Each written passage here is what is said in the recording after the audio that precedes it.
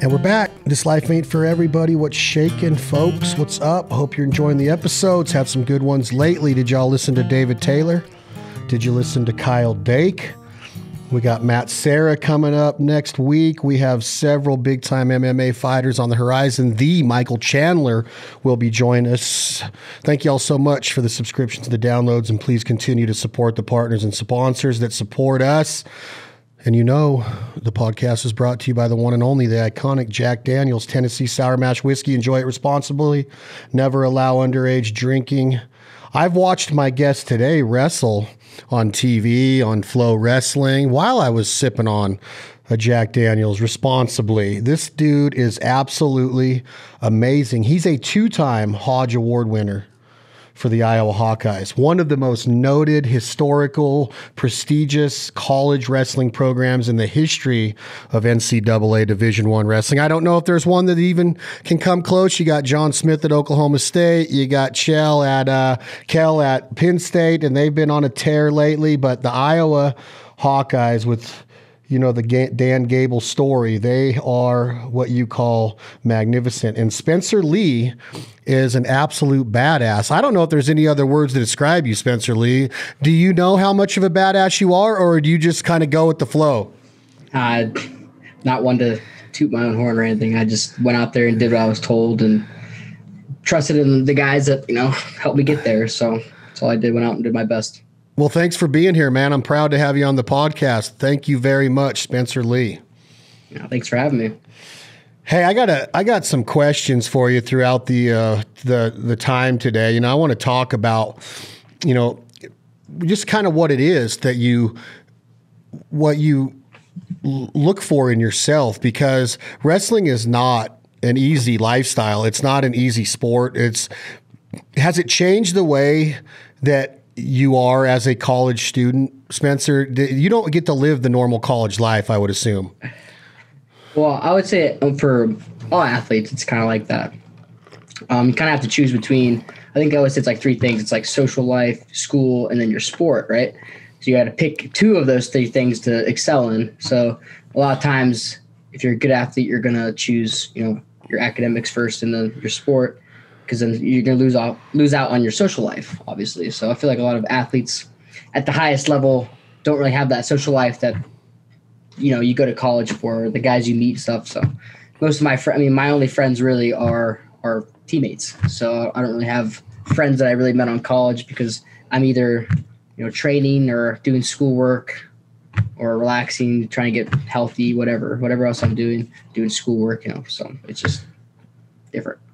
It's one of the things that's impressive. Tell me a little bit before I get into the beginning of your college career, which was so awesome. I mean, there's not many people that did what you did in your freshman year. We'll get to that in a second. But where did it start? Was this a 5-year-old career where you got into a wrestling club when your dad put you in it? Was your dad a wrestler? Were your uncles wrestler? How did you get in on the mat?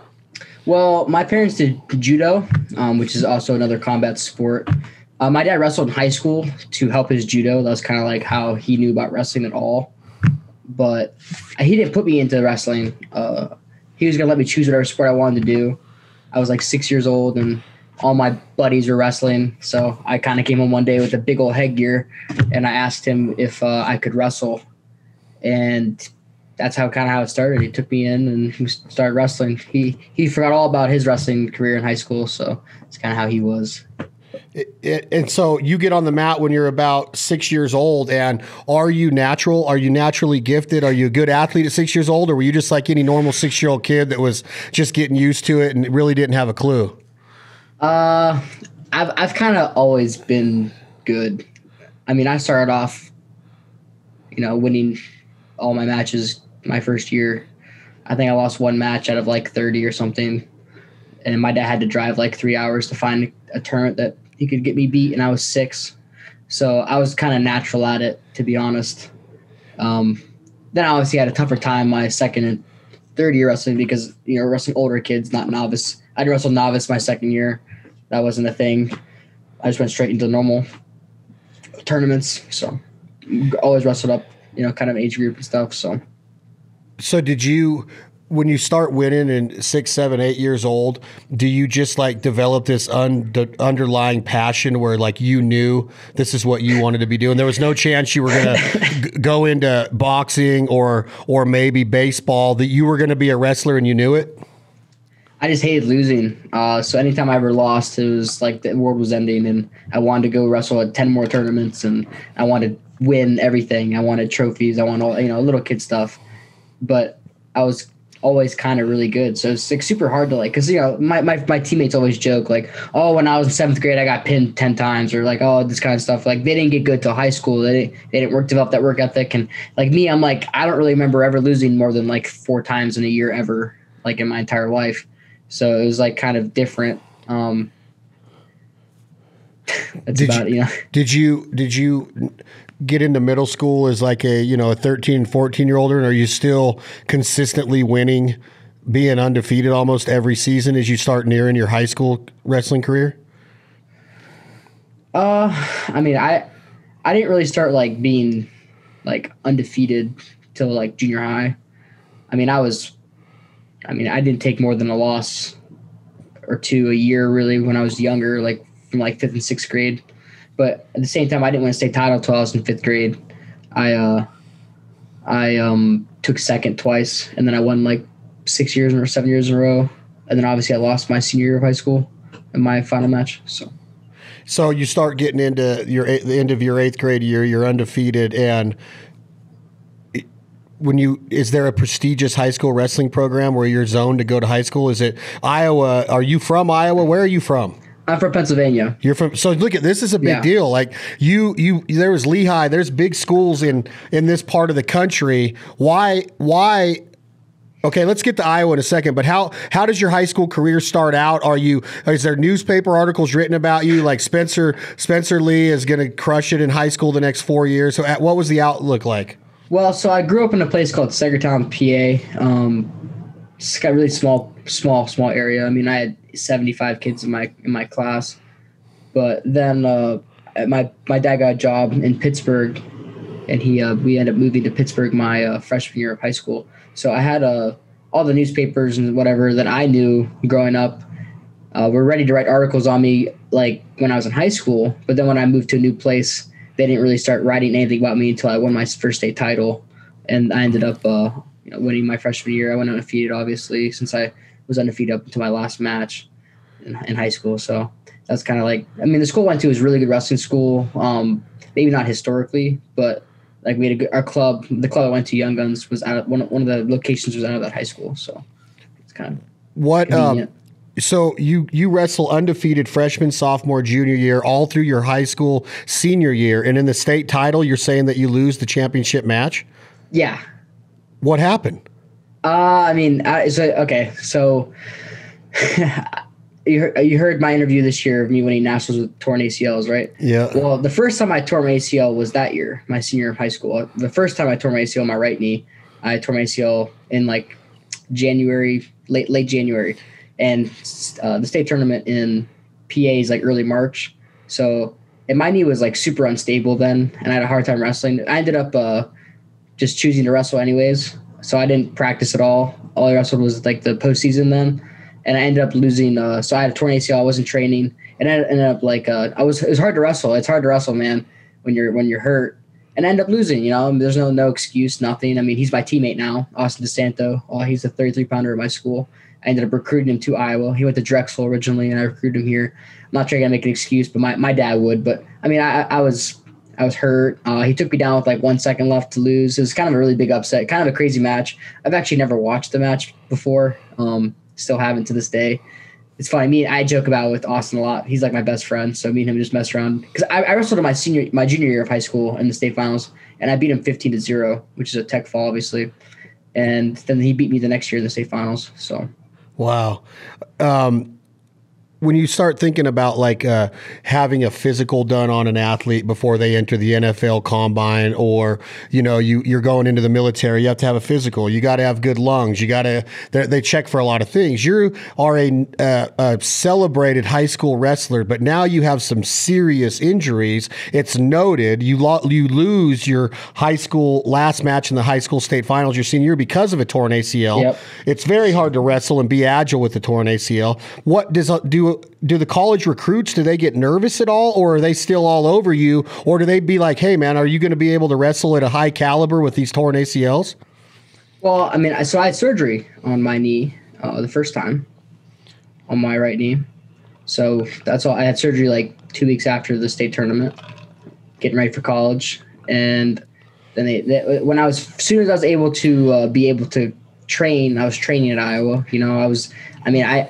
I went to Iowa 2 weeks after my graduation. I didn't even get to say goodbye to my friends. Like we were gone, and I flew out there 4 days after my graduation. I was living with my buddies and stuff out here. So there was no like high school was over. It was done. I was already moved on to college. So, and all I was doing was like physical therapy and rehab, right, on my knee because I just had surgery. We were just trying to get like swelling out of it, the range of motion back into place, make sure it's strong. And I was able to train again like November. Oh, so you're saying that you'd already signed with Iowa by the time this match happens. You committed. Yeah. So what are your top 5 recruiting schools of your senior year? Did you take 5 recruiting trips? No, I took 3. You took 3. Where were they? Penn State, Ohio State, and Iowa. And Ohio State. The three powerhouse. Did Oklahoma State recruit you? Well, John Smith called my coaches and my dad, and basically, I guess he never called me. Basically, they told him that I wouldn't go there. So you commit to Iowa. Why? What's the reasoning? What's the number one reason and the other reasons that you commit to Iowa instead of Penn State or Ohio State? I just wanted Terry Brands to be my coach. He was the guy. He was my guy. He's still my guy. I just couldn't imagine him not being in my corner. So had to go there.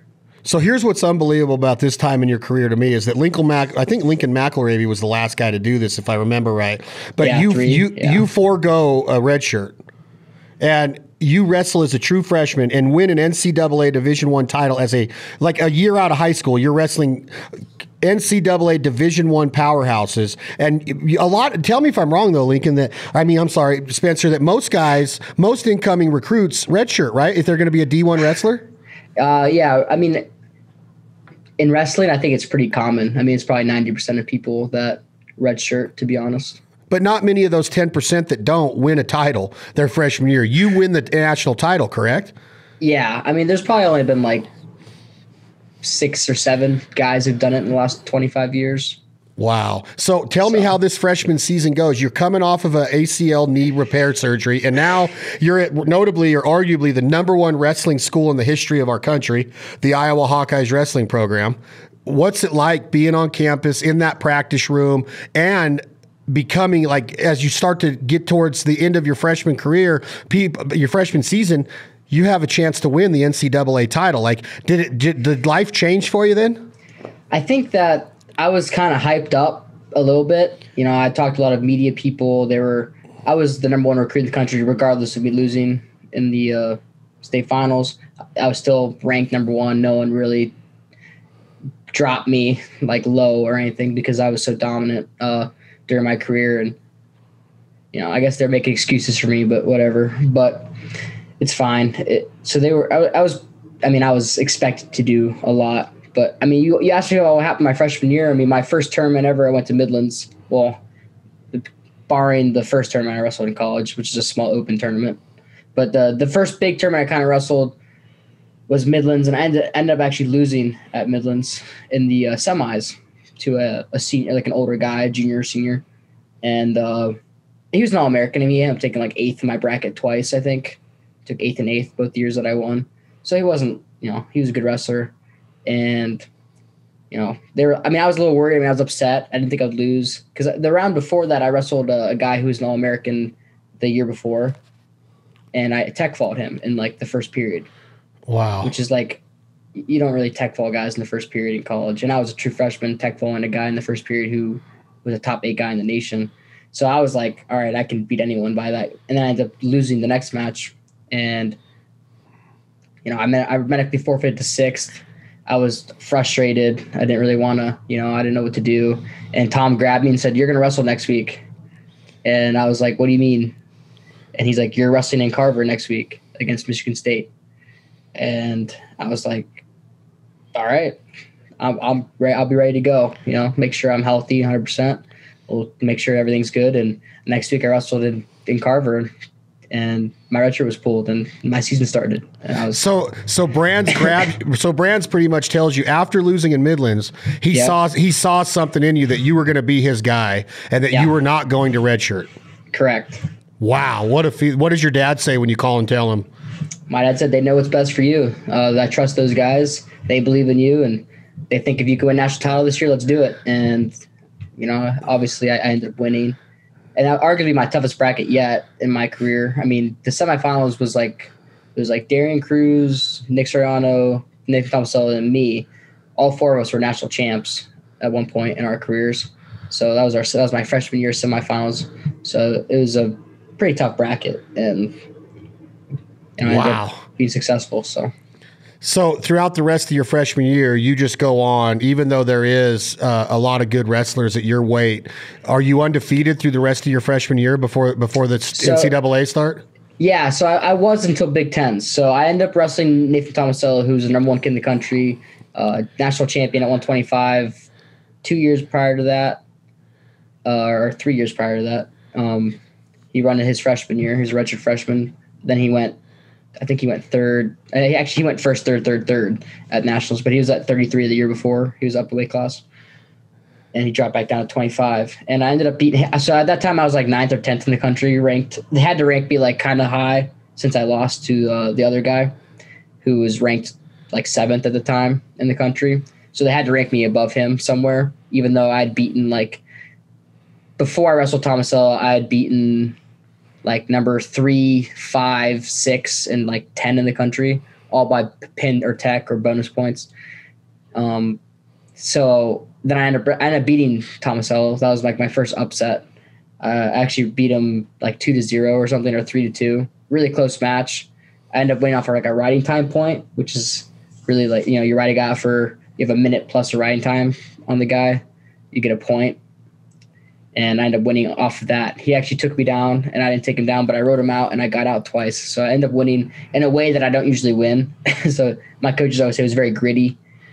So that was the first time people were like, "Wow, Spencer could win this year," because he was undefeated, never lost in his home arena, and I ended up beating him in his home arena at Ohio State. And I was number 6 or 7 at the time, I think, for real, and he was number 1. So they ended up moving me to the highest I ever got was 3. They never would put me 1 or 2 since I still had that loss. And he ended up beating me at Big Tens in the semis. He took me down with 3 seconds left on the clock to win. And then he ended up winning his 4th Big Ten title. And then I wrestled him in the semis at NCAA's, and I ended up pinning him in the semis. So you stuck him in the semis. Yep. So do you remember the move that you put on him to get him on his back? What is it? Is it something? Was it something that you were known for? No. So if you ever watched that match, it was kind of a scramble, and I pinned him. It was weird. My leg was over his chest. I had to reach back and pick his head up. Super weird move. Not a move that you'll probably ever see in wrestling again. It was kind of I'm really flexible, so I could kind of do a split. So it was really, yeah. It was. With your flexibility, give me some of the other. I know that you're modest and I know that you're humble, but give me some of the other attributes that you believe you have or you've been told you have by Brands or other coaches. Are you abnormally strong? Are you quick? Are you able to just maneuver and put defense on somebody and and a lot of good reversals? Or what do you have that has gotten you to this level? I've always been told that I'm abnormally strong. I don't look it, but I've never really wrestled anyone that felt stronger than me. I mean, if you know how I wrestle, I turn people on top. It's kind of what I'm really known for. And it's grip, grip. I have strong hands. So it's kind of what I'm known for that. I mean, I was always told I have a coach's mind, which is I'm really good at I'm not going to say scouting people because I don't really scout people, but I can figure things out really fast. I see something, I can do it. Like I don't even have to practice it. I could probably see something and just hit it in a match. I've always been kind of that way, kind of like a natural, I guess, at figuring things out when it comes to wrestling. So when you start talking about a coach's mind, what are you doing at this time in your career, your freshman year?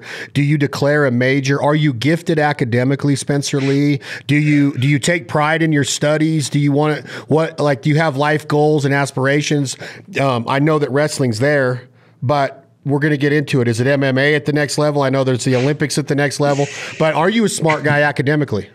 I wouldn't say I'm unintelligent, but I feel like a lot of my time is just put into wrestling more so than in academics. So I feel like my grades suffer a little bit more than what I could get if I actually kind of tried. I just have priorities, and my priorities right now really aren't school when it comes down to where I'm at in my career right now. My first couple of years, it was academic focused, right? But now that I'm at where I'm at, it's less of an issue. If I don't get a 3.5 and I get a 3.1, my life's not going to be the end all be all, as long as I have a good enough GPA to get into grad school, there's really no issue. I just want to get a master's degree to continue on in my career, hopefully coaching one day at a head coach level here hopefully. So now take me in. You win the NCAAs as a true freshman. You're being talked about. You're the number one recruit in the nation coming out of high school out of Pennsylvania. You come to Iowa. You win a national title because Coach Brands pulls you aside after losing in the Midlands and says you're wrestling Michigan State in Carver, Michigan next week. I mean, wrestling against Michigan State next week as a true freshman, and you smoke them in Carver. And then you go on to win the NCAA title as a freshman. What happens after that wrestling season's over? Do you automatically, are you training again, or is there a club now to where you go and wrestle in a wrestling club through the off season? So we train year round. We probably train 11 out of the 12 months. If you count all the times they give us off, it's probably like 11 out of 12 months. And I'm always here at Iowa City is where I stay my entire year. I don't really go anywhere else. We train in the Hawkeye Wrestling Club in the summer, and with the club guys, who are usually they're all alumni of Iowa, or if they're not alumni, they're from they're out of college from somewhere else. I mean, my freshman year, what happened was I was still getting healthy with my knee and everything, so I took the summer off from competing, but I still trained the entire summer, trying to stay healthy, keep in shape, maintain, focus on getting better every day. That was kind of what happened to me. But then the rest of my summers have been me being hurt, so I was physically unable to compete the last 3 summers. So take me back though to that first when he says you're going to wrestle in Carver, the Hawkeye Arena. You obviously the what's happened in that room before. You know what the fans are like going into it, I'm sure. Was it everything that you thought it would be? Were you intimidated at all? Were you nervous going in there and seeing that black and yellow mat, the black and gold mat? Give me that what's going through your body, because you've already won almost every wrestling match you've ever been in, but now you're in Carver Hawkeye Arena. This is a different level, right, Spencer?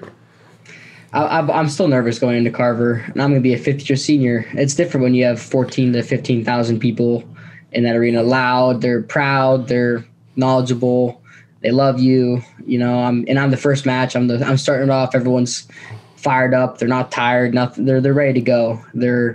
And my there's a joke. My matches are kind of short in Carver, so people. There's an ice cream stand, they're called Carver cones, really popular. I've never had one, but I've heard they're really good. And I guess there's usually a huge line for them, but when I wrestle, there's no line. Everyone's watching in their seats, and they'll go get a Carver cone later in the duel, because if you don't, watch the match, it might be over quick. It's kind of the joke. I still get nervous. It's an awesome experience. It's definitely different.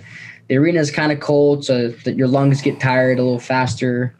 A lot of people yelling. You got to be focused, listen to your coach's voices. The other guys trying to beat you in your home arena in front of all these fans. We get the most. We've had the most attendance at dual meets every single year for God knows how long, 15 years or something. It's straight. We average 12,000 fans a duel. So that's crazy. It's awesome. It's so cool.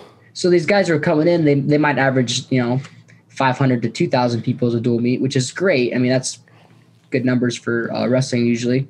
But then you come to a place where you get, 10 times that. Well, nuts. not quite, but you know what I mean. No, that's huge attendance. 5 times. Why haven't you eaten hey, we just talked about how smart you are, dude. You're figuring it out. We got not that intelligent. I better at speaking. I sound more intelligent than I probably am. I like the way you talk. Tell me why you've never eaten a Carver cone, bro. Are you so disciplined on your nutrition you can't have ice cream? No. I love ice cream. The thing is, they always sell Carver cones during sport competitions in Carver, and haven't really been able to get to a lot of other sports matches, games, whatever. And I don't go up. If I try to walk up the stairs in Carver during a duel, I would get swarmed, and it would take away from the fans' experience of watching matches. So, so you're saying that Spencer Lee is a true celebrity in this area of our country. Like, this is like, well, can you go out in public? Yeah, of course. You can? Yeah, come on. But these fans love you. This is what Iowa lives for, dude. I get recognized a lot, and I sign autographs and stuff. It's really cool. I mean, but I don't think anything of it. I think that I'm relevant. I'm current. I'm an Iowa Hawkeye wrestler. These people, if you're a wrestler, you're probably gonna know who I am. It's nothing like big head or celebrity. That's different. That's not like you said. You got MMA guys coming on and actual famous people that people might actually like stop them in the middle of the street. I'll get recognized, or people will turn their head once or twice to see who I am. I mean, it's not like I'm, hard to see. I'm 5'3". I wear these, I have goofy glasses. I look like a wrestler. So like, it's not like it's. Take your headphones off. I want to see if you look like a wrestler. Well, I don't have bad cauliflower. You don't have bad cauliflower, dude. Nice. You've been wearing your headgear, huh? So you've always wore your headgear, or what?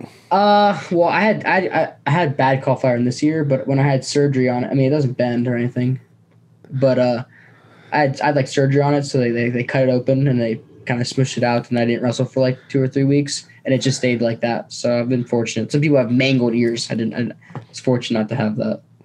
Do you like the idea when people say, cauliflower ear shows that you're a wrestler? Like, it's the sign. Like, you see a guy in a bar or somewhere with cauliflower ear, you don't mess with that guy. That's what they say out here in the world, right? So I think that's cool.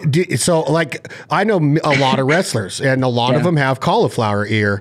Chad Money Mendez was a wrestler in college, and then went on to UFC and all that with WEC, and I mess with him about his cauliflower ear all the time. But I know that he could literally dismantle, just like dismember my arms and my legs in a matter of seconds. So I really watch what I say to guys, but that is true, right? People see somebody with cauliflower ear, they're like, well, that's automatic respect for that person almost. Yeah, I feel like if you have cauliflower, this should be kind of known that you're a combat athlete sport of some sort, whether it's jiu-jitsu or taekwondo, wrestling, grappling, UFC, or like MMA, not UFC, MMA, whatever. If you're in a combat sport and have cauliflower, you're probably someone that is experienced in a combat sport. So that's probably not someone you want to mess with, So I feel like it's kind of a cool narrative, I think it's a great narrative. So tell me now, Spencer Lee, what happens your sophomore year? Now you're 19 years old, 20 years old. Now you're starting your sophomore year. People are really paying attention now because you are a Hawkeye national champion. What's the buzz like going into your sophomore year? Is there more pressure on you to repeat? And tell me in a nutshell what happens your sophomore year. I think I was people talk me up because so the thing about me my freshman year was I kind of dominated. I didn't just win matches by 1 point or whatever. Like at the NCAA tournament, I went like 18-0, 18-0, pin 5-1. Wow. Those were my matches. So I just destroyed the field, and I was a true freshman. So obviously I just come out of high school. That was now imagine me wrestling in high school. That's why it was such a big deal that I lost in the state finals, because I mean I did this in college, and it's the same thing I did in high school. I teched or pinned everybody, most of them, not everybody, but Then my sophomore year, I was kind of expected to go out and just never wrestle a full match again. Like they expect me to never have someone go 7 minutes with me the rest of my career. Like the next, sophomore, junior, 3 years, or if I redshirt, whatever happens. And we ended up having a COVID year, so this will be my 5th year. You never know what's going to happen. Whatever rest of my career, I was supposed to just kill everybody. And I ended up going to Midlands again, and I ended up losing in the finals. And I kind of got my butt kicked. So kind of destroyed the narrative of me. He's overrated, whatever. I mean, I got kind of crapped on by fans and stuff. That's when I realized how much I don't like social media. it's so funny. Like when you're winning, you're like beloved, and when you're losing, you're nothing to anyone. And I feel like that was something that like was hard on me because I was so like, I really thought that I was just going to kill everyone the rest of my career. I kind of believed what people were saying. I kind of went away from my focus and ended up losing again and then again. I lost 3 times my sophomore year.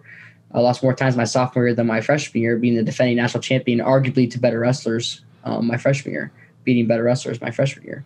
So it was kind of a different narrative. I ended up, I got recouping, and I ended up winning nationals, and I dominated again. I think I went like tech, pin, major. Well, what changed? 5-0. What changed? I just think you just got to focus on yourself, man. You got to believe. And I think a lot of it was like belief problem. I didn't know if am I that good, or did I get lucky, or, things that, fans, I got to do this or else people are going to say this about me. Like you can't think like that. You just have to go out there and enjoy yourself, work hard, believe in what you've put into the sport, and go out there and dominate. And I ended up, winning again. It wasn't like I've never had a close match at the NCAA tournament. I mean, never had like a 1-point match or anything. So. Yeah, well, that's a mentality that obviously, some people are good test takers. Like you rise to that occasion now with that's a big audience. That's a big platform. That's a huge accolade to be an NCAA Division I national champion. And you rise to the occasion again your sophomore year. Where's the tournament at in your sophomore year for NCAAs? I think it was in Pittsburgh. It was in Pittsburgh. Yeah. I was there. Was I there? I was there with some guy. Yeah, I think I was there. Or was I got to look back. Yeah. I love Pittsburgh. It was supposed to be in Minneapolis. I was in St. Louis. St. Louis. You come out for your sophomore year now.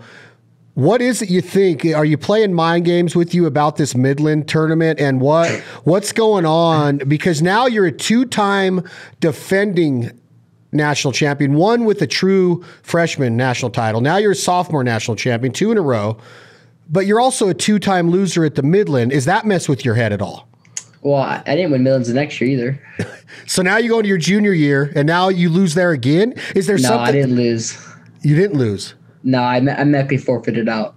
You forfeited out. Tell me. Yeah, go into your junior year now, because this is going to be the year before COVID, correct? Correct. Okay, this is the COVID year. Junior was the COVID year. Yeah. Okay, so you just came off of your 4th year in college. You have 1 left. Right now, yeah. This is my last one this year. So you have 1 season left as a Hawkeye, which will be your 5th year wrestling, which doesn't happen very often. Okay, so your true junior year is 2020. Yep. Take me through that during that time. What was the atmosphere like with COVID? Okay, so what happened for me was I went out there and I went to the U.S. Nationals. So it was Olympic year. So my goal was the Olympic team. And so I go to the U.S. Senior Nationals, which is the qualifier for the Olympic trials. Top 5 go to the Olympic trials. Only 11, I think it's 10 or 11 guys can qualify for the Olympic trials. I go out there. I was like the 3 seed, and I attacked everybody except for the finals. Russell Tomasello again. I beat him like 7-2 or 8-2. Wasn't a close match at all. So I ended up winning senior nationals. And the way my season was supposed to go was I was only going to wrestle home matches for my fans, and then focus on Big Tens, NCAAs, and then go to Olympic trials the 11 days after the NCAA tournament. That was the plan. So I ended up going to then they changed their rule that you couldn't be the number 1 seed at NCAAs unless you had 18 matches in a year, which I was not going to get only wrestling home duels, Big Tens and Nationals. The most I could have got was 10 to 12, 13 matches max, somewhere around there. So I ended up having to go to Midlands, and I was supposed to wrestle. This is the week after I just won U.S. Senior Nationals. I just won arguably the biggest tournament of my life, getting ready for the the Olympic team. Means I'm one of the favorites to make the Olympic team, obviously, which is my main goal, my only goal. It's the only thing I really care about like in life. I love everything else. Everything else is important to me, but my main goal in life is to win an Olympic gold medal. And I had to go to Midlands, and they said we need you to get 3 matches here. And so I went to I wrestled my 3 matches, and then they medically forfeited me out of the tournament. So again, I don't win Midlands again. So I've never won Midlands. Why did they forfeit you out of it? Because I was, I'm beat up, I'm hurt from the U.S. Nationals, and they just wanted me to wrestle my 3 matches, and they forfeited me. I didn't have a choice in the matter. That was my coach's decision. They wanted to keep me healthy, but I needed 3 matches to be able to get qualified for the. How did those 3 matches go at Midlands? I had three first period pins. So you're on your way of winning your first Midlands, and they take you out. Yeah. Are you pissed? Nah.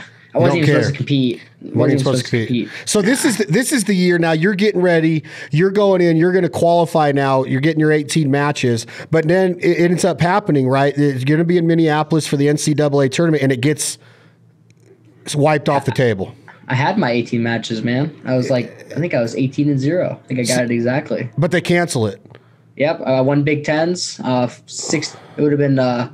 They canceled NCAA's 2 days before we were going to leave to go to Minneapolis, and we would have competed, 3 or 4 days after that. So I was ready. So you're a junior, getting ready to win your 3rd NCAA Division I national championship in Minneapolis, and that is an awesome room to wrestle in. I've been in that room. I remember watching Apple Valley. What's Mark's last name at Penn State? I went to the high school championships there when he was at Apple Valley.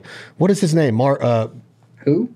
The stud at Penn State. He wrestled at Apple Valley High School in Minnesota. Mark Hall. Yeah, I went and watched him his senior year. I think he was a 5-time state champion in high school. I remember watching him on his 5th year. He won the state title. That room's were the NCAAs? They were going to be at the basketball arena, right? The Giant Center, like the huge. The big one. Yeah, we were going to have 50,000 fans. 50,000, and they end up canceling it. Yeah, we've been the biggest NCAA wrestling tournament ever. Oh man! So tell me what happens. What do they lay down to you as far as your eligibility after this happens now? So they all the seniors that year ended up losing that year. We didn't hear anything about it until like late in the summer, like August or September, somewhere around there.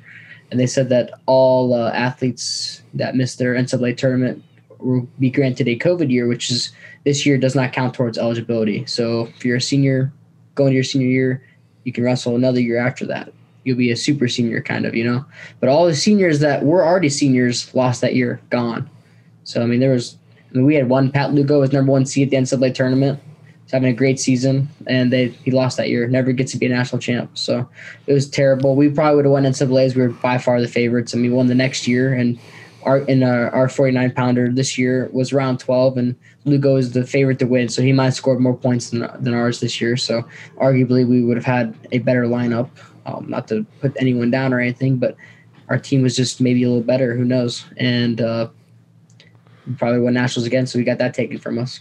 So 2020, you would have won nationals, you're saying?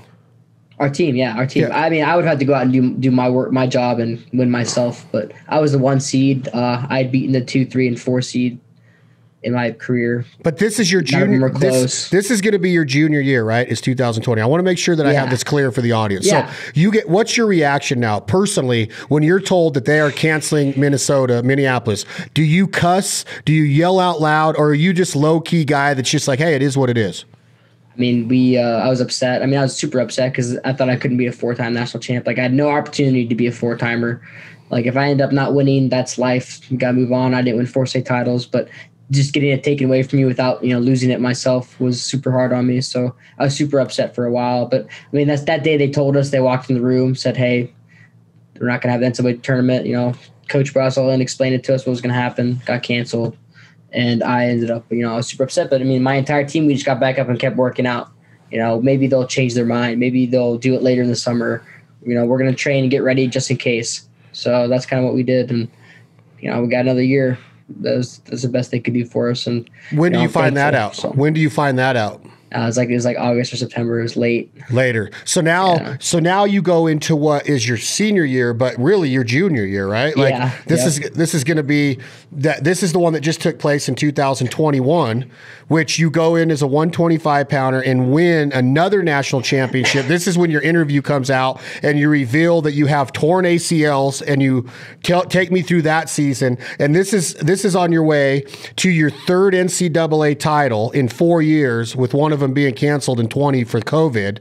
And you already know now, wrestling this year, that you are going to get a 5th year, which is very good for you and very lucky. Congratulations, because they could, so blessed and thankful to have that. But talk to me about your senior year, which is really your junior year of wrestling.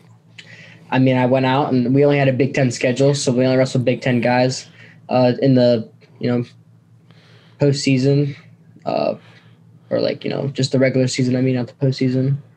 I had 5 or 6 matches, I think, and I pinned everyone in the first period.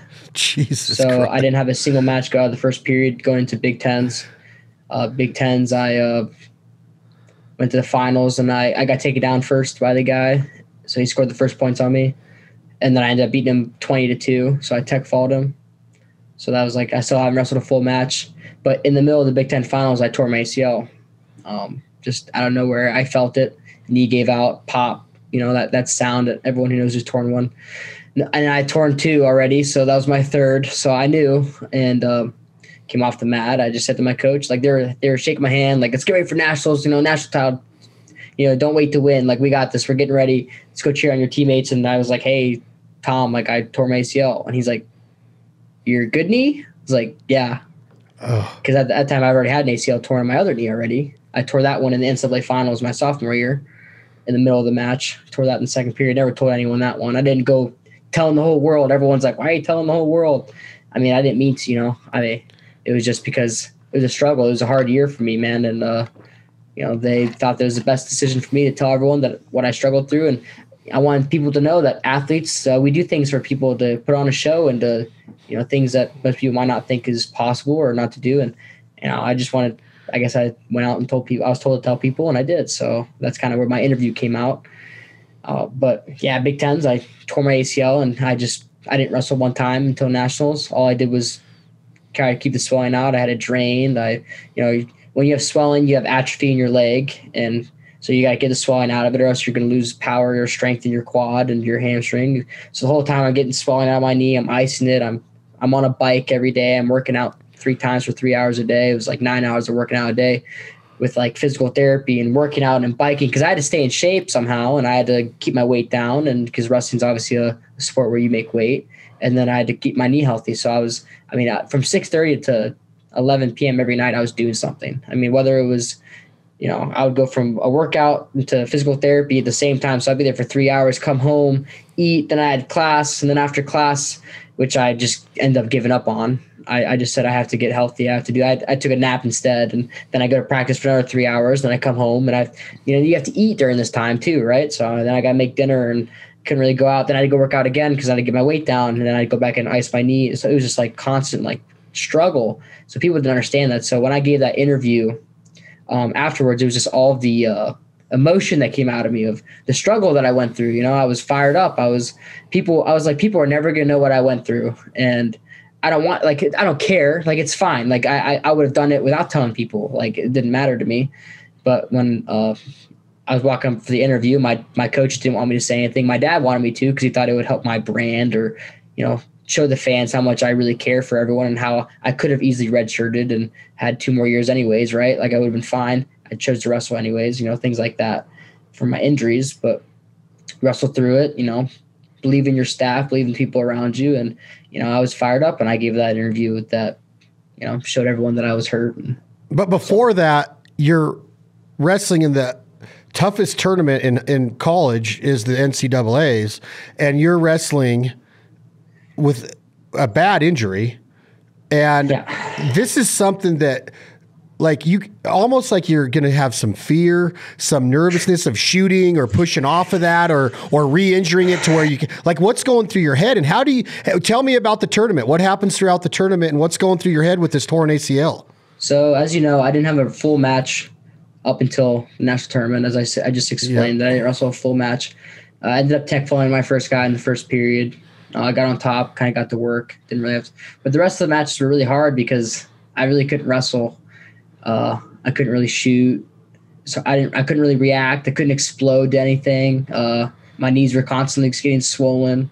So the thing is, my right ACL has been torn for a long time. I never had any issues with it after it kind of calmed down. Sometimes they'll calm down. You strengthen everything around it.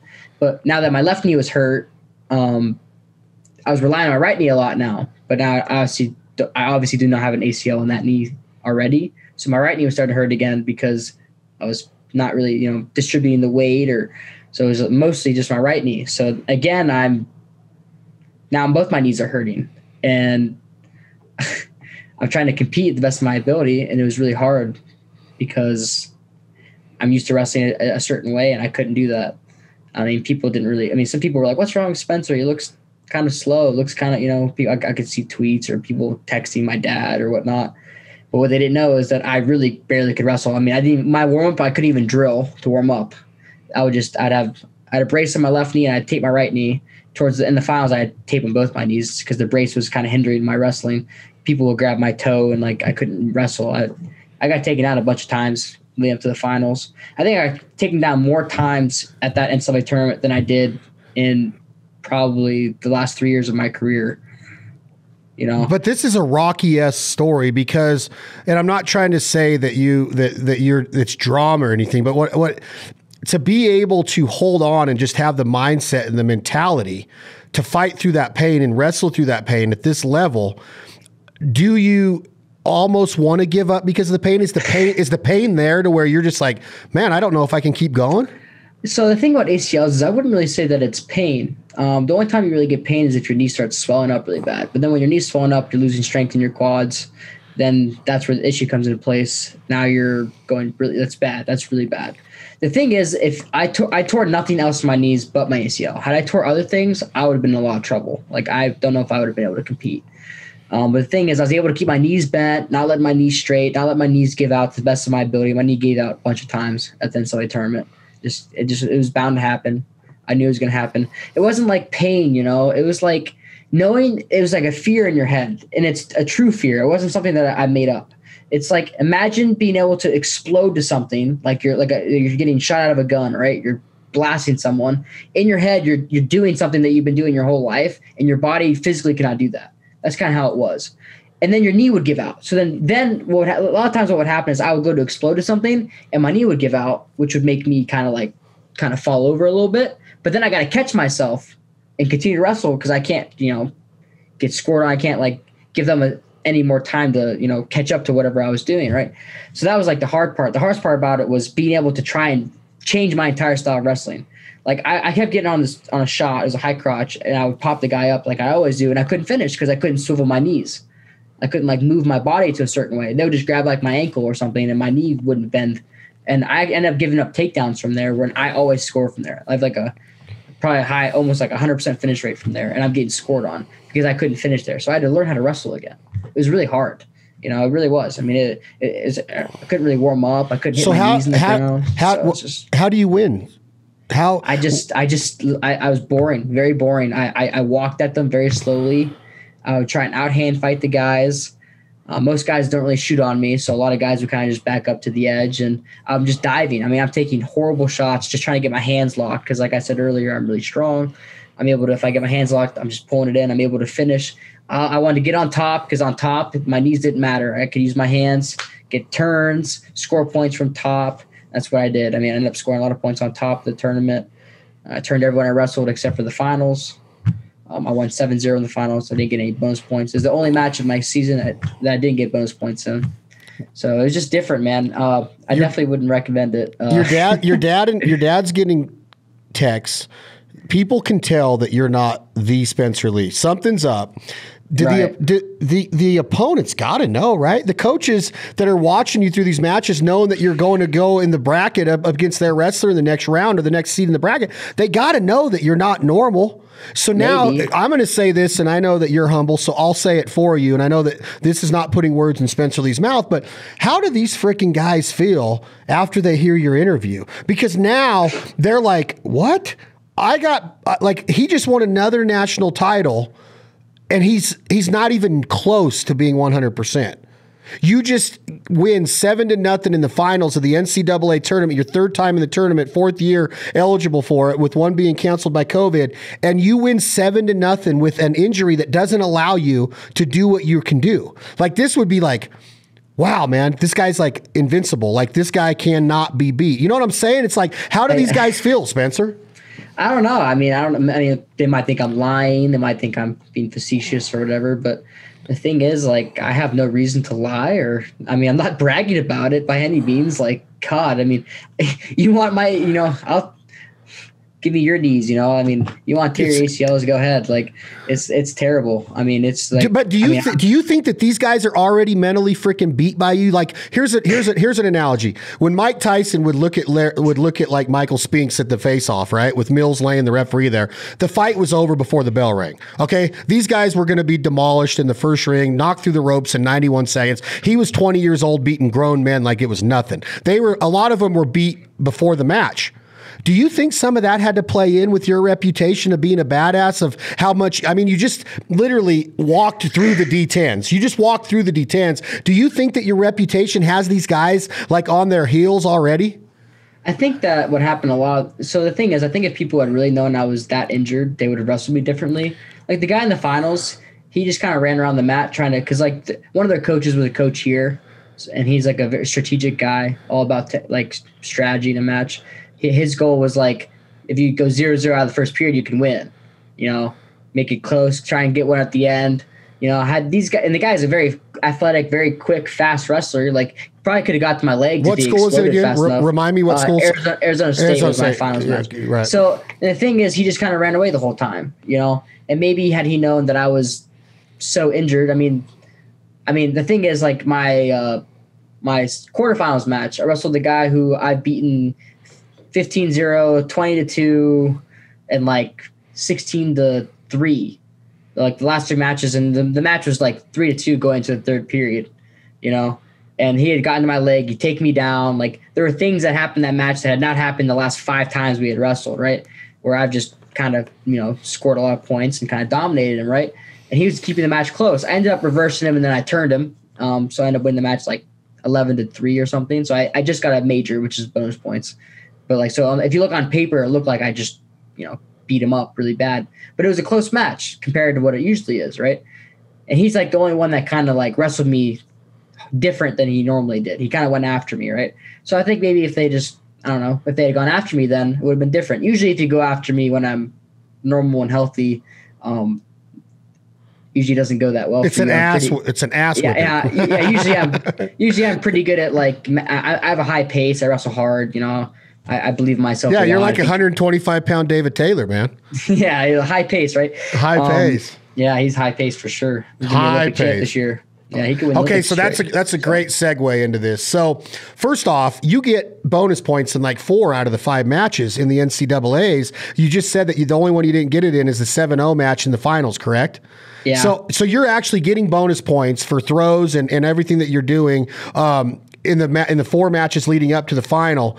After the tournament, your interview comes through. You're a 3-time national champion now. Won again, I keep reminding everybody, as a freaking true freshman, which is unbelievable because Lincoln McElravy was a badass to watch. He was a 4-time national champion. No, 3-time national champion. He took second one time. Took second one. Oh, I bet you that just freaking eats at him, huh? Yeah, first, second, first. I've hunted with Mark Ironside in Iowa for Canada Geese. He was a stud wrestler for the Hawkeyes. The Hodge Trophy. You receive it for the 2nd time after this tournament. You share it with Minnesota's Gable Steveson, who's a stud. He's a heavyweight, correct? Oh, yeah. Olympian. Oh, yeah. He's a beast. He's a beast, and he just continues to improve. The guy looked unbelievable in the Pan Ams. God, he like hurt people in the Pan Ams. I felt bad for people. I'm like, geez. Man amongst boys. Where does this trophy sit for you, Spencer Lee, this second one? Is it better than the first one? Does it taste different? Or, because I'm asking you this, Spencer Lee, because you just said 15 minutes ago that all that matters in your wrestling career is Olympic gold, which we're going to get to. But where does this sit with you to be the best wrestler in college NCAA Division I 2 times? I mean, I was obviously honored, and to win with Gable, I mean, I think he's going to win the Olympics this year. So to be put on the same air as him is obviously humbling, and you know, I appreciate it. And obviously, I think he thinks the same way. Me and him have a lot of respect for each other. I mean, I didn't expect to win it the second time. I thought they would just give it to him. So I was surprised when they announced that we were co-winners. But I mean, I think I'm only the 4th multiple-time Hodge Trophy winner, so definitely put me in a different. Yeah. Did David Taylor win it twice? Yep. David did. DT did. Yeah, pretty sure he did. Yeah. He's a stud, man. Him, Kale. Did Dake? Nope. Kyle, did he ever win it? I don't know if he ever won it. I think they might have gave it to one of the other like freaks of our last decade. Same year, he might have won one. I think he definitely won one. He had to have. I mean, you were a 4-time national champ. You kind of have to win one, unless he wasn't undefeated. But, okay, I have a guy that knows who you are, and big fan. I'm not going to say his name because he doesn't want a boy fan out, fanboy out. Yeah. But he has he had a question for you, if you don't mind. Okay. You have the best cross wrist tilt he has ever seen in college wrestling. Both of his sons, who are wrestlers, agree with this watching you in your matches. What is the key to the setup, Spencer Lee? Can you give that away? Well, there's not really like a key to it though. I kind of just chop the guy and I grab the wrist and I pull it in. Like I don't really I go to camp. Like I teach like maybe 1 or 2 camps max a year. I don't really like coaching camps.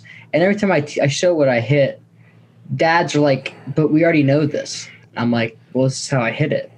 But I think I'm just kind of like freaky strong. I think I just have good grip, and I mean, there's obviously things that I might do that are different than other people, like small little things. But I don't think there's anything like if everyone did this, they would turn everyone. Like I don't think there's like a specific or specificity to that. There's not. So I just think I think I've always been kind of that way. So definitely different. My friend says, Spencer Lee, after you score NF, you transition to other pinning combinations that is just amazing. Constantly hunting the pin. Truly amazing, he says. The other thing Spencer does better than almost anyone is his transition into a second and third move to score without getting into a scramble. Is it muscle memory, Spencer? Practice time, muscle memory, or is it instinct to switch from move to move when competing against the best wrestlers in the country? I think that for me personally, I think it's like I think it's natural. I think I'm always thinking about scoring. Like a lot of guys, when they're taking someone down, they're focused on the takedown. Like I'm taking someone down, I'm focusing on scoring another turn, or same thing with freestyle, be scoring a gut or something, whatever it is. I'm focused on the next thing, no matter what. Like I'm not like looking past the takedown or thinking I already have it, but as soon as that guy's like hitting the ground for my takedown, I'm already grabbing a wrist, or I'm locking my hands for like a gut if it's freestyle. Like I'm already doing something to score more points. I'm not wasting time and effort in a match. We're always focusing on scoring fast, scoring hard, and keep on scoring. It's kind of like a motto we say. So with our time coming to an end, I want to talk about a couple things. One being the Olympics, and two, just a couple personal questions about Spencer Lee. You hurt, COVID, then the ACL. What is the mindset not being able to compete in the Olympic trials? You see Gable going, you see DT and Dake going. It's crazy that Jordan Burroughs isn't there. Dake, handed him his first, non-Olympic team bid in a decade or more, or U.S. team bid. What's your mindset like? How does this injury set you back? Because I know that you want to bite that gold medal. You've already admitted it. That's what you want. What's the mindset right now? Are you easy to get along with right now? Is your temperament okay, Spencer Lee? Like, what is it? Yeah. I mean, did it make you go crazy missing the Olympic trials in Fort Worth? Of course. If I could have competed, I would have. I just couldn't. I wasn't really medically cleared to compete. I was pretty beat up after NCAAs. I had a lot of other things hurt too. I was hurt. I mean, I'm still getting ready to start practicing again and stuff. So I mean, we're just getting focused on getting better every day and trying to 2024. I guess Paris. My mom's French, so hopefully my cousins and grandmother in France, maybe they can come watch me. So. Ooh, a little je me parle oui oui, si. You speak a little Française, Spencer Lee. So you are planning on competing in the next cycle at 57 kilos? Absolutely, man. And this is 2024? Yep. You're going to be ready for this. You're already ready for it. No, you're not ready for it. You're rehabbing good right now. I will be when it's time. Clear this up for me, Spencer Lee. I don't want any confusion with this podcast and our audience. you do not have a chance to win 5 NCAA Division I wrestling titles, correct? You have a chance to win your 4th this year. But if you did have a chance, you would have won it that year, but you'd have been done this year with 4. You do have a chance to be a 4-time NCAA champion and not a 5-time, correct? Yeah, correct. There are actually the 2 freshmen this year that won. They could be 5-timers. They could be 5-timers.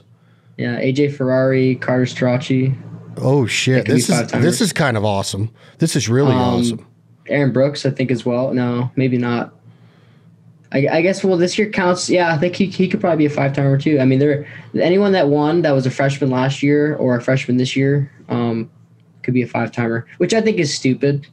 I think that even if I had an opportunity to go for 5, I probably wouldn't, because how could you win 5 when someone like Cale Sanderson, who was 4 and undefeated, never had a chance at 5? I think that's dumb. I think if you win 4, you should just be done.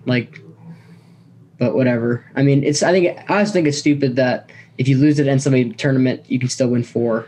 I think that's dumb. But at the same time, I'm very thankful that I'm able to get a year back, so I really can't complain. But it does make sense with what you're saying, because it does mean a lot to be in that history book as a 4-time national champion in D1 wrestling.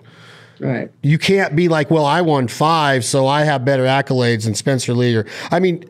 Sanderson, he would have won 5. He was undefeated his entire career, right? Yeah, at 159-0. He would have won 10. He would have won 10. All right, you can't do that. I agree with that. I think if you win 4, you should just be done. And I agree with that. I also think it's kind of dumb that you could lose at a national tournament and still be a 4-timer. But at the same time, I can't really talk because, again, I should only be a 3-timer since I lost that year. So it's hard to complain when it benefits me as well. So I have no room to talk, but I think there should be something about that. But what do you say? Yeah, I guess, but I do believe in what you're saying. I do agree with that. It's very well stated. What is your mindset right now with this injury, knowing that you are going to be a Hawkeye this coming season? Are you on the mat now? Are you working out unbelievable workouts? Are you dieting right now? Do you have to diet, essentially? Is your metabolism high enough? Because David, when you talk to David Taylor, this dude says that his diet is the #1 reason why he's obviously he's gifted and he's a very hard worker, but he says that nutrition is everything at this level. I mean, the older you get, I think the more nutrition is important, because your body needs things to be healthy and to repair and to be, I'm not old. I'm 22. I'm turning 23 in October. So I'm getting kind of old, but not old. Yeah, you better watch it, bro. You better watch it. In wrestling, I think 30 is kind of when your body's kind of over with wrestling. I think that's How old is Jordan Burroughs? Is he about 30? About 30, probably 32. He's getting towards the end of his lifespan for wrestling. I think there's a limit to your body and how you wrestle. You have to change how you wrestle, how you train. It's hard, man. Getting up in the age for wrestling. You're not old by any means, and you're not old until I think you're in your 60s. But for wrestling, it's sports. There's only a small time period you have to be an elite level athlete, and I think the older you get, the better you have to eat and the more you have to focus on recovery and training and more intelligently. I think when you're younger, you can kind of bash your head against the wall a lot and your body will just kind of heal. I'm still super young, so maybe 10 years from now, if I don't get my knees fixed or whatever, maybe it'll bite me in the butt. Who knows? I'm focused on today, and then today's the only thing that matters, and focus on tomorrow. That's just kind of how we are, one day at a time. So are you guaranteeing right here on This Life Ain't For Everybody podcast, Spencer Lee, that you will be the NCAA champion in 2022? Are you guaranteeing it? Well, there's no guarantees in life. Are you guaranteeing it though? I can guarantee you I'll give my 100% to be a 4-time NCAA champion. How's that? I like it. Tomorrow I could get shot. I could get hit by a car. I could die of a heart attack. Can't guarantee you I'll be there, but I can promise you that if I am there, I'll give it my 100%, no matter how I feel, how my body is, or what's going on. So. All right, Spencer Lee, let's finish up with the Jack Daniels hot seat. You are a college athlete. You are a college student. What is your major? And if you do get done with your wrestling career after the Olympics, are you going to be a wrestling coach? Are you going to go into the WWF, WWE? Are you going to be a UFC, MMA badass that's going to go out and throw hands and become a jiu-jitsu black belt? Or are you going to be just a normal citizen in the community? Maybe you're going to be an engineer. Maybe you're going to be an architect. What are you going to be after wrestling, and what is your major currently? My major is sport and recreation management with a focus on business. And I plan on coaching here when I'm done, hopefully. So. Ooh, nice. And if you... I've hunted in Iowa a lot, all over the I-29 corridor, Missouri Valley, all the way over to Des Moines and all over the state for ducks and geese. A lot of good hunting there. Do you hunt? Are you an outdoorsman? Do you like to fish? What do you like to do outdoors? I'm more of a target shooter with archery, and I only shoot traditional bows. So I have a long bow and a recurve, and I'm carving my own longbow right now out of black locust wood with my buddy. So making my own arrows, turkey feathers as fletchings and all that stuff. We're pretty like, I don't really shoot compound or crossbow or any of that kind of stuff. But that's pretty much, I don't really hunt that often. I don't really have time to hunt usually. Do you want to hunt more as you get older in life? I don't know.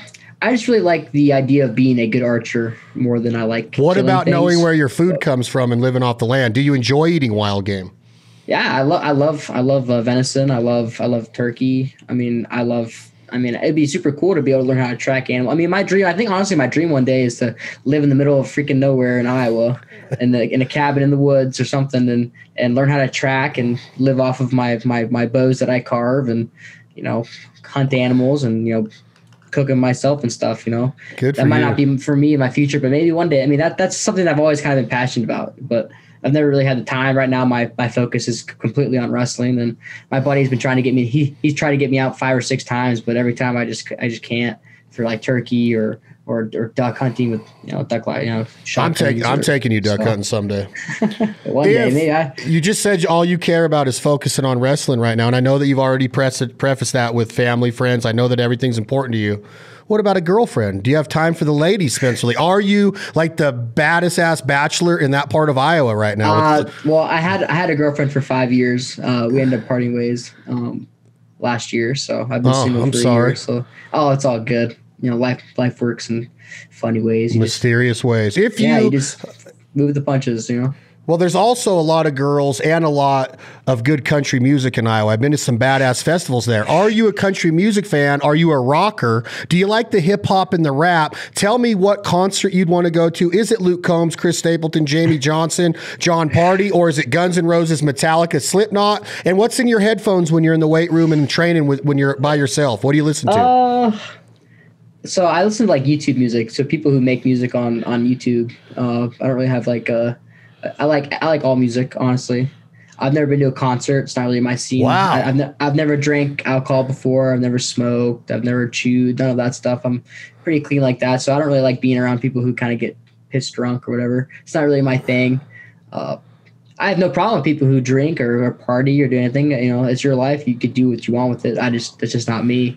I'm a gamer. You can see by my gaming chair. I like gaming. I like reading books. I read a lot of books. What's the last book you read, Spencer Lee? Fantasy books, man. Fantasy books. Actually, I've been reading manga, which is like you know what manga is? It's like you know what anime is? No. Oh, is that Chinese or Japanese? Yeah, it's like Japanese animation. So manga is what anime is depicted off of and adapted from. So I read like a 1,000-page manga chapter book. It's called Apotheosis or something. So I read that most recently as a book, but as a real book, gosh, I'd have to look through my archives. Are you a movie watcher? Are you Super Bad, Wedding Crashers, and The Hangover? Are you drama? Are you The Rock? I love comedy. You love comedy? Me too. I love comedy, so I like to laugh. I watched Wedding Crashers the night before last for like the 400th time, and I literally I was on the floor. I think it's the funniest movie ever made. That's a great movie, that's for sure. I tell people Fletch and Vacations and Caddyshack back in the day, there's classics. But when you watch from the beginning to end, Vince Vaughn and Owen Wilson and Christopher Walken, from the very beginning of that movie to the very last scene, I don't know if there's a movie out there that makes me laugh harder. It's crazy funny. I love those actors. Last 2 questions, Spencer Lee, 3-time NCAA Division I wrestling champion, going to be a 4-time. I'm guaranteeing it right here at the This Life Ain't For Everybody podcast. If you do earn your cheat meal Are you a sushi guy? Are you a steak and potato with corn on the cob? I mean, you're from Iowa, the land of steak and potatoes and corn on the cob. What do you prefer for your cheat meal? I mean, I kind of eat whatever I want, but I'm pretty routine oriented. Eat the kind of the same things every day. I mean, I guess if I'm like cheat meal, like if I'm like nothing to weigh in, trying to eat whatever I want, I'd probably like a calzone, something big like that. Ooh, a little Italian like food, Once a year, maybe. It's too much. It's heavy. It's greasy. Makes you feel kind of gross after, but they taste good. Do you like sushi at all? I love sushi. Oh, when you go on the road with me, I'm gonna take you to some awesome sushi bars. I got some good ones out here. Last question: Spencer Lee's Mount Rushmore of college wrestlers. Who's on it? College wrestlers? I mean, hard one. This is hard because so I'm trying to think of the guy's name. He's an Oklahoma State guy, 60s. He's an Olympic champion in college. Gosh, he was from Japan. I would definitely put him on that. Really? He was a three-time national champ for Oklahoma State, but he only competed for 3 years, and he won an Olympic title. It's like Yojiro Utake, I think. I'll look it up real quick. Okay, I was looking at. Yeah, so I think he was a 3-timer. He won the Olympics in 64 and 68, I think. Yep, he won 2 Olympic gold medals. Went undefeated his college career, and I think he was a 3-time national champion. He's 1964 and 68, so I would put him on there as number 1. Then you got to put Kale. You can't not put Kale. That's definitely the 2 guys I think or have to be the Mount Rushmore of the 4. I mean, you probably got to go with Dake. I mean, it's hard not to put in 4-timers on there. You know, he won 4 different weight classes. He beat David Taylor, who could have been a 4-timer. I mean, he's a beast. Well, that's good to know that you would put Kyle Dake on Mount Rushmore because he's a current guy. Do you put Jordan on there or do you put Gable on there? Who's your 4? The thing about it is, what is your criteria? Is it dominance? Is it point scoring? Is it just winning? Because if it's just winning, you got to put Dake and Kale on. I mean, Kale was dominant as anyone. He scored bonus points in like every match. So I mean, you have to put him on there. Utake Yojiro, I don't know how to pronounce his name. I apologize. He was undefeated, just like Kale. So people don't really know that about him. And then honestly, 4th, I'd probably put Dan Hodge. Dan Hodge. He pinned his way through like 2 straight NCAA tournaments. So maybe 3. He was a 3-timer. Back in those days, though, you could only compete for 3. There was no 4-timers, or else they might have been 4-timers. So that's probably my Mount Rushmore of college wrestling. I like it. The first one threw me off for a second, but it's very educated. Obviously, I mean, it's no secret. You know your craft. Well, I appreciate it, my man. Give me words of wisdom.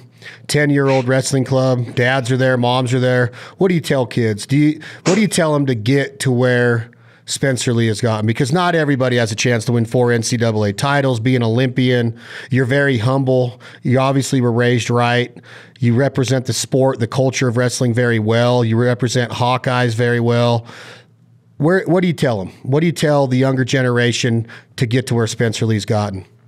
Just have fun, man. Focus on it. Focus on your, getting better every day. It's not always about winning every match and everything. I didn't win every match in my career. I have lots of losses in my career. You just have to focus on getting better, working hard, trying to improve your craft with anything. I mean, you can improve in wrestling without even wrestling. You can think about wrestling all the time. You can watch wrestling. You can watch other sports and how their mentality could be used into. You should take a little bit of everything from everything and make it your own. And that's how you create your own style, your own wrestling style, your own coaching style, whatever it is. Take a little bit from everybody. Learn. Take constructive criticism. You're not always right, even if your coaches aren't always right, just listen to them, take what you believe in, and just, focus on, what's the next best thing at all times in your life. I love it. To get better. So, Spencer Lee, you're a stud, bro. Congratulations on everything. Keep kicking ass. Hope the knee gets better. Keep both of your knees healthy, please. I'm trying. Win the next NCAA title.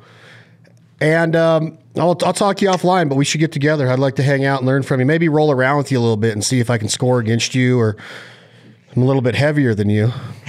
I'm small. 5'3", 125 pounds. Yeah, I'm a little guy. That's Spencer Lee, Iowa Hawkeyes wrestling, 3-time NCAA Division I champion. Will be a 4-time, will be an Olympic gold medalist. That's my call. That's my crystal ball right here at This Life Ain't For Everybody. I love wrestling. I love folk style wrestling, college wrestling, Olympic wrestling. I love it all. Support wrestling. I'm so glad that it's still an Olympic sport, because there was one time in the last 6-7 years that it wasn't going to be, and I'm so glad that it still is. Spencer Lee, thank you, my brother. Thank you very much. Appreciate it. You the man. We'll be back with another episode right here. Please support Jack Daniels. Enjoy it responsibly. Never allow underage drinking. That's Spencer Lee. That was awesome. Can't wait to have him back on. Tom, Jake, hit that button. This song's called What You Gonna Do When the Money's All Gone by my good friend Leith Lofton, a.k.a. Hoss. I'd rather be poor living off in a hole, rich as hell without a soul. Knock on